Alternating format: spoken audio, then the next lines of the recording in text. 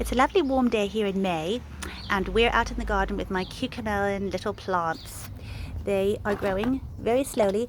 I sowed these 2 months ago now, and they're still quite small. But because they germinate at different rates, some of them are a bit bigger. If you look over here, this guy is getting a bit floppy. Their vines are so delicate that he needs to be replanted, repotted into his final destination, I think. And the temperatures out here, they're not quite consistently 10 degrees Celsius overnight, and so it could be a bit of a risk to plant them out. So I've got myself a pot here, a nice large pot, and it's a really good one for cucamelons because it has a well.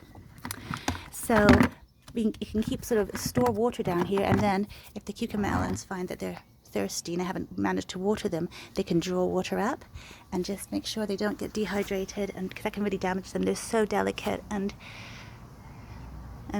sensitive too. So what I'm going to do is plant up two plants, the two largest ones, into this pot, and then I'll keep it in the greenhouse overnight for the next few weeks, and then I will have it outside. They grow really well out here in the UK, in the garden. They're not susceptible to other things like powdery mildew, which other cucumbers really can suffer from. So they're really good plants to grow. What I'm going to do is keep the other small ones. There are 3 that are quite small, and I'll just keep them growing in the house.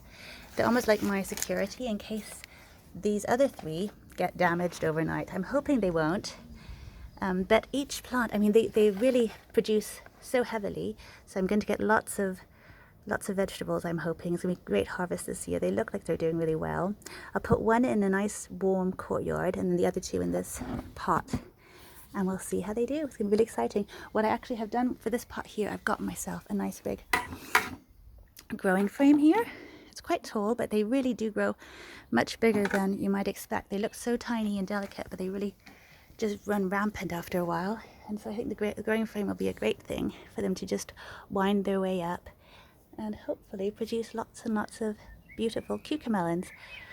So I'll show you how it goes. In a few weeks' time, we can take them outside and I'll give you an update then. But at the moment, they're doing really well, and I'm so excited to be able to plant them outside finally, you know, during the day at least. And then of course during the night they'll be safely tucked away in the warmth again, or at least they won't be frozen. That's the main thing. Just keep them from getting too cold, really, because the temperatures here are so changeable all the time, so you just don't know what you're going to get from one day to the next. At the moment we're doing really well. It's really nice weather, so we're just enjoying it and making the most of it. But I'll see you next time.